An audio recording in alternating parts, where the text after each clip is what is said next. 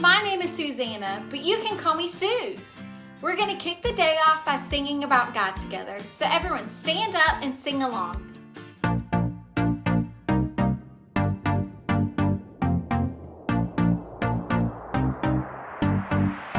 You know when I'm lonely, you know when I'm sad, I know. And you are with me, yeah, you are with me. You know when I'm worried, you know when I'm mad, I know. And then I can trust you, yeah, I can trust you. You don't want perfection, you just want my best. And when my mind is racing, you will give me rest. God is greater, greater than my feelings. He knows everything, He knows everything. And God is greater, greater than my feelings. He knows everything, He knows everything. You know when I'm lonely, you know when I'm sad, I know. And then you are with me, yeah, you are with me. You know when I'm worried, you know when I'm mad, I know. And then I can trust you, yeah, I can trust you. You don't want perfection, you just want my best. And when my mind is racing, you will give me rest. God is greater, greater than my feelings. He knows everything, He knows everything. God is greater, greater than my feelings. He knows everything, He knows everything. You are greater than all I feel. You know it all and you always will. I trust in you with all that I've got. Doesn't even matter if I feel it or not. You are greater than all I feel. You know it all and you always will. I trust in you with all that I've got. Doesn't even matter if I feel it or not. God is greater, greater than my feelings. He knows everything, He knows everything. God is greater, greater than my feelings. He knows everything, He knows everything. Great singing, everyone. We all have feelings, but no matter what, God is greater than our feelings. And that's what this Blueprint series is all about. Have any of you ever watched a show on TV or a video on YouTube about building or construction? Well, I have the honor of being one of the hosts of the hit construction show Build It with my good pal Skip. Take a look at what happened when we were filming our latest episode.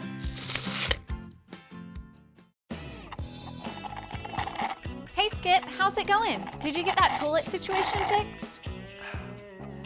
Suze. Toilet situation? We don't have time for your bathroom humor today. I expected more from you. What? No, Skip, don't you remember? The pipes are broken and now the toilet is out of order. If we try to use it, it will literally explode, like water everywhere. Never fear, I just need to brush up. Maybe we should call a plumber? Nah, I got this. Okay, well, I wouldn't wait too long if I were you. It's the only toilet in the building, and if it's not working, that could spell trouble. Suze, you worry too much. It'll get done. I'm counting on you. We don't have a lot of time. But really, what is time? Plus, I just need to finish a few things around here. Like this Zing Cola. 128 ounces of pure deliciousness. Now, this Minecraft tower isn't going to build itself. And if I had to choose between Minecraft and a toilet, well, that's a no-brainer.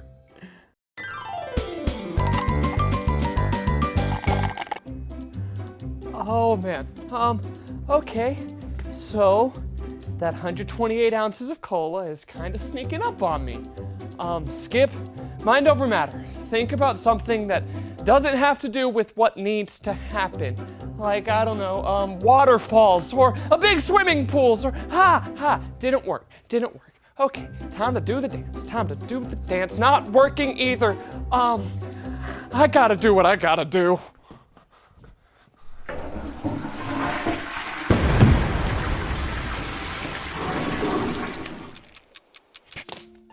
This is not a good look.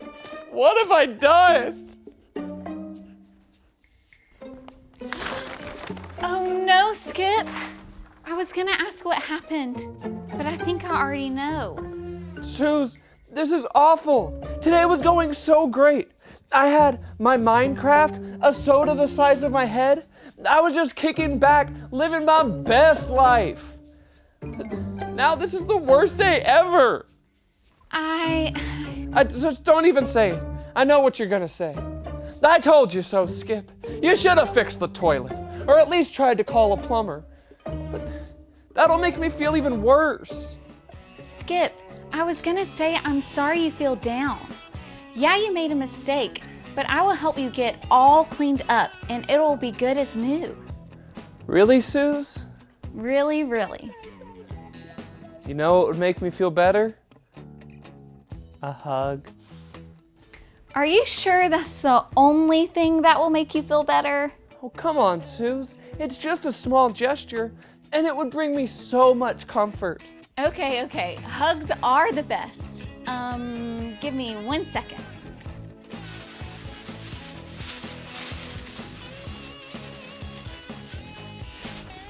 Okay, ready for that hug now.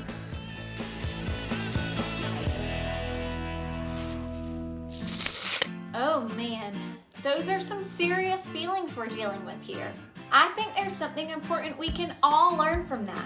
Whenever we start to feel our emotions building up, we need to deal with how we feel, and here are 3 steps into doing just that. The first step is to stop and figure out what we're really feeling. This can be tough, but it's important because if we're not careful, we can let our emotions get the best of us. If that happens, things can seem worse than they actually are, which can cause us to make decisions that we can't undo. So let's stop right now and talk about the emotions we just saw.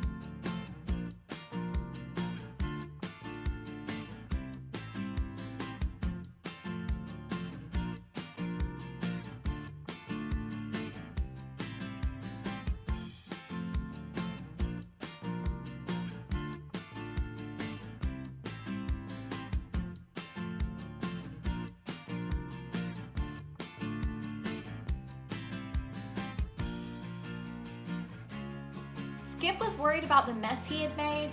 He felt guilty for not taking care of the toilet problem before it was too late, and he felt so sad about being covered in toilet water that he started to put himself down. When we don't take time to deal with feelings like these, we'll miss out on the joy that comes from knowing that God wants to be a friend who comforts us when we're down. So now that we've stopped and figured out how we're feeling, the next thing we need to do is look. Looking helps us to see what's really going on. Skip was feeling so down that he thought his whole day was ruined. But all Skip had to do was look around to see that the mess could be cleaned up. I was right there to help, and the rest of the day could actually be better. Skip needed to take a few minutes to do step 3. Does anybody know what step 3 is? We've got to listen to God's blueprint for life, the Bible. God gave us the Bible as the blueprint for how we should deal with what we feel. Here, check this out. Hey everybody, listen up. Here's what God has to say. Aw, yeah. what you got for us today? Today we're talking about when we feel down. Oh, that's the worst feeling. Like when you get a bad grade or your brother knocks over your Lego tower? The one that took over a week to build? When you're feeling down, you can remember it's not the end of the world. God is always there to comfort you. This reminds me of a guy in the Bible named Jonah and how God comforted him when he was feeling down in the dumps. Oh man, did his best friend move away? That would make me feel pretty upset. That would be hard to deal with. Jonah was down because he didn't want to do something that God had asked him to do. God asked him to go to a place called Nineveh and tell the people living there to stop being bad. Makes sense. Get them to stop being bad. Like, hey guys, cut it out! Done and done. Easy. Well, there was just one problem. Jonah didn't want to go to Nineveh. He knew the people there were not acting the way that they should, but instead of helping them, he thought they should be punished for their mistakes. So what, he wanted God to like ground them or something? Something like that. Instead of listening to God and going to Nineveh, Jonah took off in the opposite direction. Oh no! Oh, yes. Jonah ran all the way to the sea, found a ship, and paid the captain to let him come aboard. Then Jonah found a place inside to lay down and take a nap. Taking a snooze? Not listening to God must be pretty exhausting. I'm not sure, but as soon as the boat left the shore, a very bad storm came up and started tossing the boat around. Back and forth and back and forth. I bet there was lightning, crash, and thunder, and waves crashing over the boat. Everyone was so afraid that they started to throw their stuff overboard in hopes that they wouldn't drown. Overboard! The captain went to find Jonah and said, "How can you sleep? Get up and pray to your God. Maybe he can help us." Meanwhile, the sailors decided that the storm was Jonah's fault. They were probably all like, Jonah, what have you done? Make it stop. Exactly. And Jonah told them, "I believe in the Lord, the God of heaven, who made the sea and the land, and I am running away from something God asked me to do. It's my fault this is happening. If you throw me into the sea, the storm will stop." Speaking of stop right there. Are you saying that Jonah told the sailors to throw him off the boat? I mean, I get it that Jonah probably felt down because he was putting these men in this storm, but that's crazy talk. You heard me right. The men didn't want to do it, but after praying, they knew they had to. They picked up Jonah and threw him into the water. Instantly, the storm was over and the sea became still. So that's the end of Jonah? No, wait. Get this. When they threw Jonah off the boat, he was swallowed up by a great big fish. Isn't that crazy? God actually sent the fish to keep Jonah from drowning, and he stayed in the fish for 3 days and 3 nights. Oh man, that's comforting, but I can't even imagine. No windows and covered in disgusting fish guts for 3 whole days? Yuck! While Jonah was inside the fish, he did a lot of praying and said, "When my life was nearly over, I remembered you, Lord. My prayer rose up to you. You are the one who saves." Then God told the fish to spit Jonah out onto dry land. Bleh! I bet Jonah was happy to be out of that fish. He probably needed the longest shower in the history of showers. Then the Lord told Jonah a second time to go to Nineveh and tell the people there to stop being bad. Please tell me he listened this Oh, time? he sure did. Jonah obeyed God and left for Nineveh right away. When Jonah got there, he told the people to stop doing bad things or their city would be destroyed. To Jonah's surprise, the people listened and the city was saved. And they all lived happily ever after. The end. Well, that could be the end of the story, except Jonah left the city feeling down. He was upset that God didn't punish them all. So Jonah went on a hill and sulked. When God saw Jonah, he knew how Jonah was feeling and comforted him. God explained to Jonah that he loves everyone and would rather see people turn from their bad ways and do good again. So God comforted Jonah when he was feeling down? Yep, and he'll comfort us too, no matter what we're going through. Even in the belly of a fish? Even in the belly of a fish. Because when we're feeling down, God comforts us. As you saw from that true story, Jonah made some decisions that left him feeling sad. But God came alongside Jonah and comforted him. Feelings of sadness can come and go for so many different reasons. But the truth is, God knows how we're feeling, and He's right there with us. When we stop, look, and listen, we will feel God comforting us each time in sadness. So whenever you're feeling down, remember the truth that God comforts you. And that's what we need to know today. Everybody say it with me. When I feel down, God comforts me. That's it. Now we're gonna play a game called Spot It. 2 cards will appear on the screen, and your job is to spot the objects that appears on both of the cards as quickly as possible. You'll have 10 seconds before the cards disappear, so try to spot it fast. On your mark, get set, go!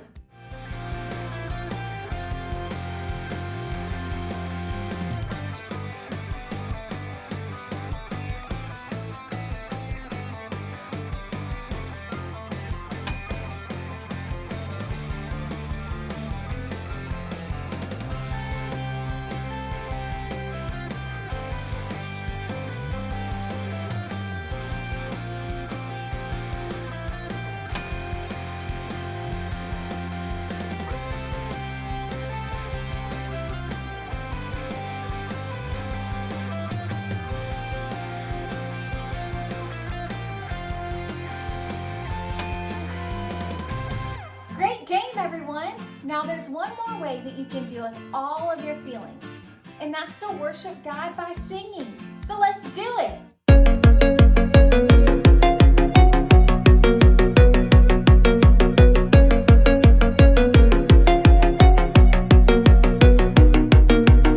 I wake up and start my day. I'll read your words, see what you say. That's what I do.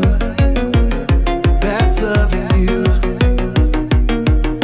When I don't know what to do, I'll follow you. I'll follow you. That's what I do.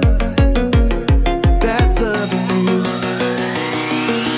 I will love you, God, with all my heart and soul, with all my mind and strength.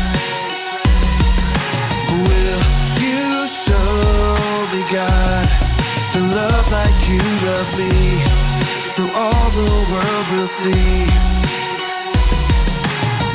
When things don't go my way, I'll talk to you, hear what you say. That's what I do. That's loving you. When my world is upside down, I'll trust that you'll turn it around. That's what I do. That's loving you. I will love you, God, with all my heart and soul, with all my mind and strength. Will you show me, God, to love like you love me, so all the world will see? I will love you, God, with all my heart and soul, with all my mind and strength. Will you show me, God, to love like you love me, so all the world will see?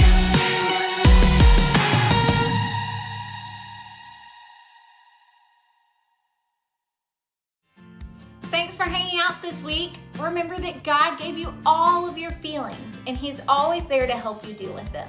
Next up are some questions to help your family talk about what you learned today and pray together. And we'll see you guys next week.